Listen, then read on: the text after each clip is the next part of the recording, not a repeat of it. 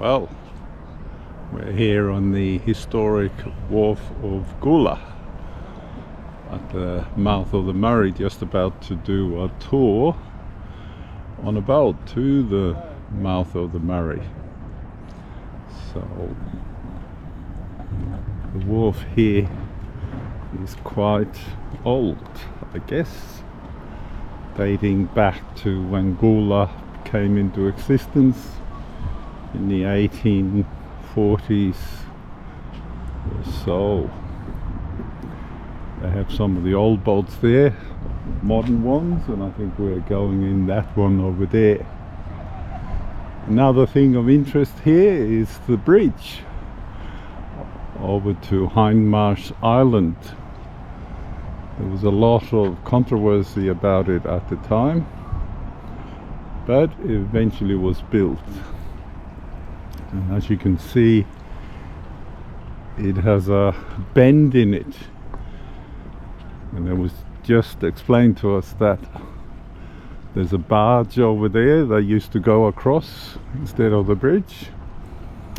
And because the cables were giving way, the barge would swing down current. And that's why they had to put a bend in the bridge to accommodate that. Otherwise, the barge couldn't operate while they were building the bridge. But let's see the barge, and then we'll board the Spirit of the Coorong and do an hour-and-a-half cruise on the Murray. And by the way, this is the Murray. This is the freshwater part of the Murray.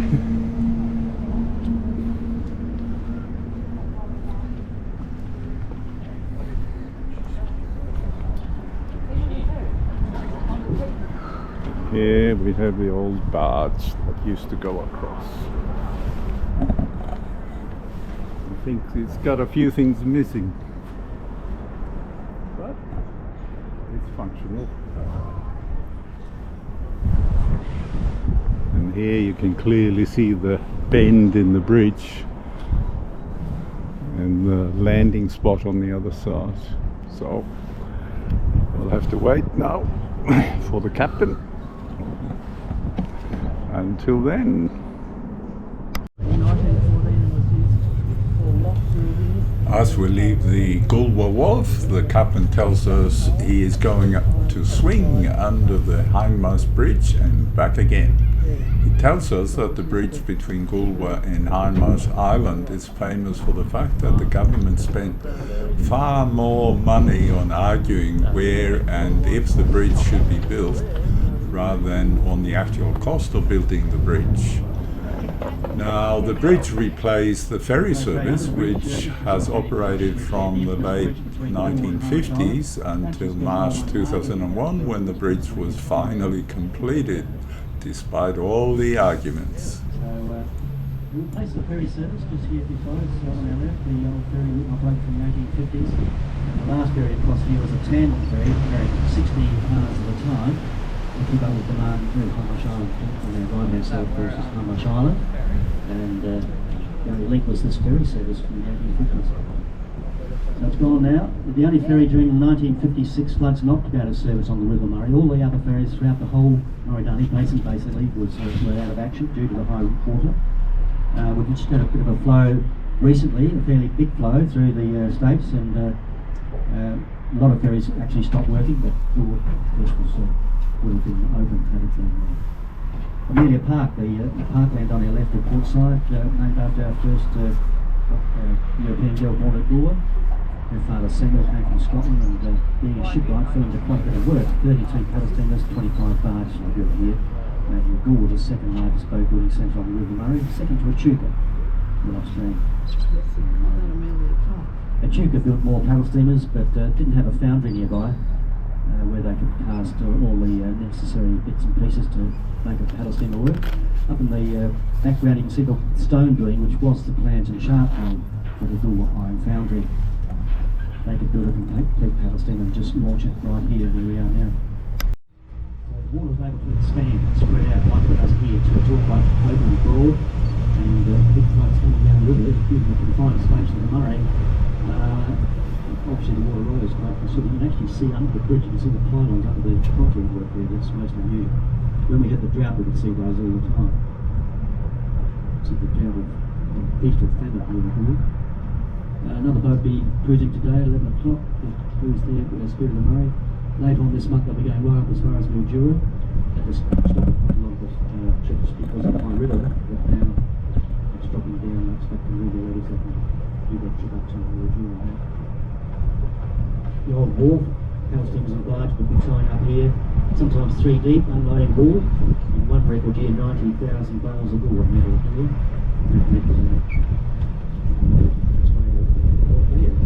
See the yellow crane, that was on rails. It used to roll up and down the wharf on rails and unload the wool. Every bale of wool that the land here at Goolwa was handled 6 times before it got onto a sailing ship in Horseshoe Bay. They couldn't get out the mouth due to the conditions there, and decided to build the port here, of course. So with all the trouble they were having at the Murray mouth, they decided to transfer the wool through to Port Elliot on horse-drawn wagons. And after quite a few shipwrecks in Horseshoe Bay, they decided that wasn't going to be a good idea. Moved along to Port Victor Harbour, and the shipwrecks continued on there. So the whole idea of a port in this region was abandoned.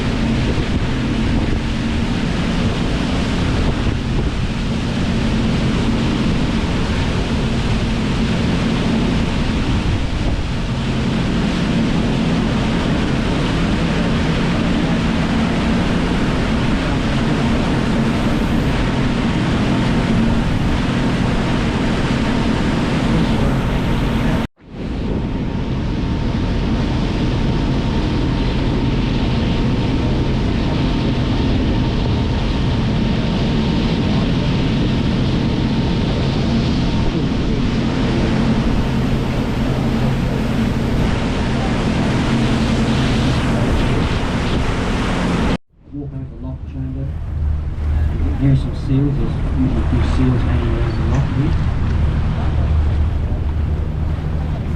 Tide is just a bit lower on the other side. You can see a little drop over the barge there.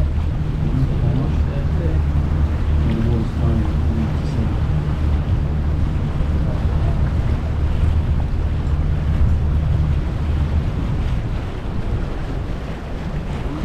The lock mast, and that's one of the houses over there. As you see, we are heading toward the Goolwa Barrage, which is essentially the great saltwater wall of the Murray River. This is one of 5 barrages built on the Murray back in the 1930s. Before the barrages were built here, during droughts, the ocean would actually push salty water kilometers up the river, making it impossible for farmers to use and turning the river into a giant salty soup. These gates are the bouncers that keep the salt out and the fresh water in. So how does it actually separate the water? It's all about pressure and gravity. The barrage is a series of concrete piers with stop blocks or gates. So when the river is high, they open the gates to let the fresh water flow out to the Southern Ocean. When the river is low, they shut them tight to stop the heavy, salty seawater from sneaking back into the freshwater system. It keeps the lower lakes, i.e. Lake Alexandria and Lake Albert, fresh and healthy for the whole region.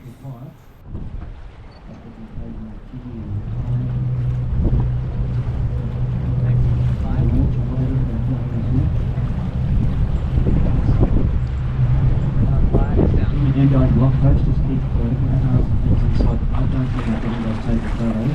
Don't connect off through the windows. Everything inside the vessel goes up the edge to make sure the line is staying out.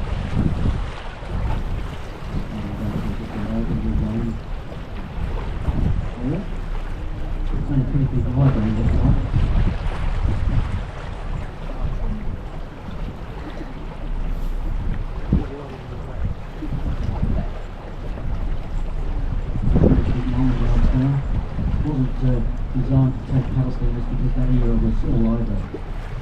1935 they completed it. 1935 to 1940 And now we are entering the lock. Think of it as a water elevator for boats. Because the riverside is usually kept higher than the ocean side, we have to pull in, let the gates close behind us, and wait for the water levels to equalize. It's the ultimate slow lane of the river, but it gives us a front row seat to the local wildlife.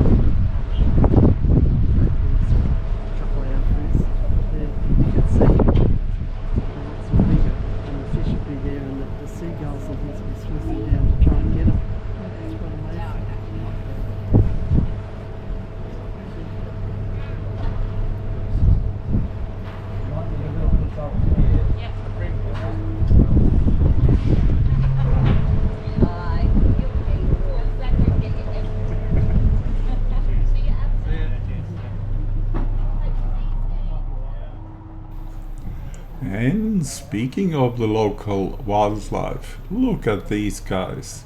We've got long-nosed fur seals, also known as the New Zealand fur seals, putting on a show right in the loch. They love it here because the barrages act like a giant dinner plate. Fish get funneled through the gates and the seals just wait here with their mouths open. It's basically a drive-through for them, and the loch is their favorite swimming pool.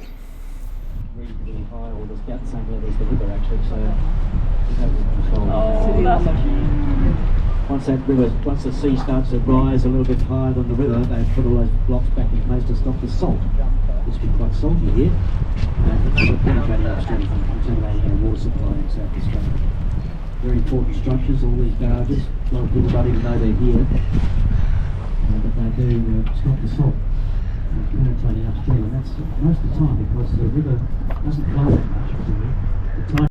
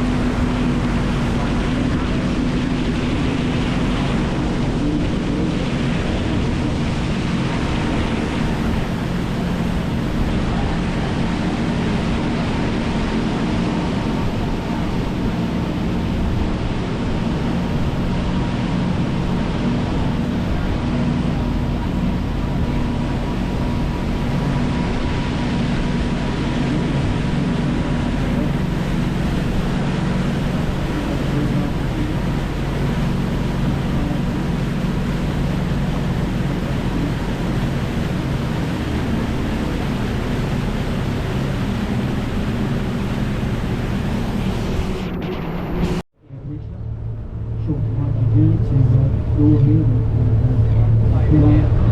Spend the day perhaps feeding on farmers' paddocks out behind there, and then come to the sandbars to cool off and just stand around the rest of the sandbar. Very rarely do we see the Cape Town kids get their feet wet. Stand on the sandbar there.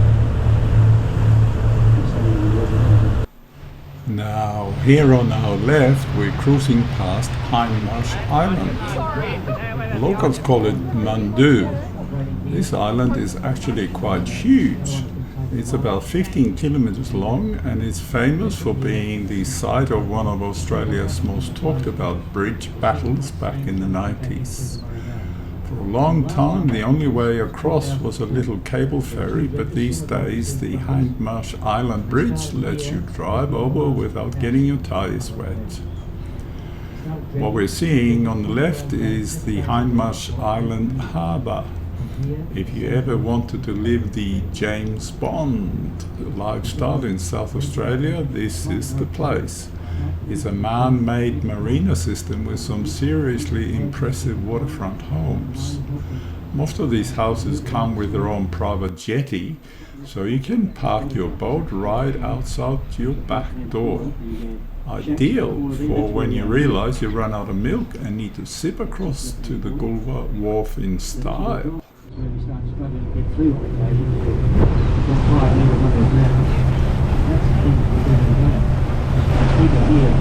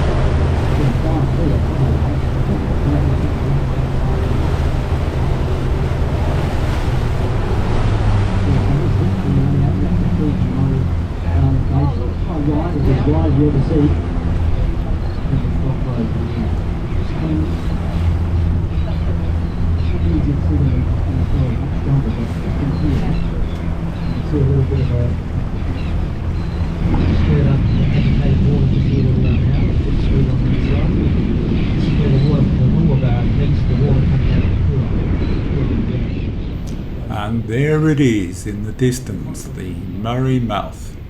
This is the official finishing line for the longest river system in Australia. After travelling over 2,500 kilometres from the snowy mountains of New South Wales, the Murray finally meets the Southern Ocean right there. It's a bit of an anticlimax for the water, really. It goes through all that effort just to get dumped into the surf. Now you might notice we're keeping a respectful distance. That's because the Murray Mouth is notorious for being unpredictable. It's constantly fighting a battle between the river pushing out and the ocean pushing sand in. In fact, without constant dredging, the ocean would actually win and choke the river shut. It's one of the few river mouths in the world that needs a permanent vacuum cleaner to keep it open. If you look at the waves breaking across the opening, you can see why it's so dangerous for boats. Many a captain has tried to play the hero there and ended up as a permanent resident of the sandbar. It's a high energy coastline. You've got the fresh, calm water of the Coorong meeting the absolute powerhouse of the Southern Ocean. This creates a unique mixing zone as a buffet for fish and birds.